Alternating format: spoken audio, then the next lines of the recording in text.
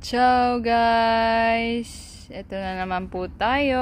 Pagkarating natin sa bukid, ay pinuntahan agad natin ang ating taniman. So yan ang ating taniman. Medyo hapon na pero yan na, nandito na tayo. At ang aking anak na naglalandi na ng putik. Ayun na.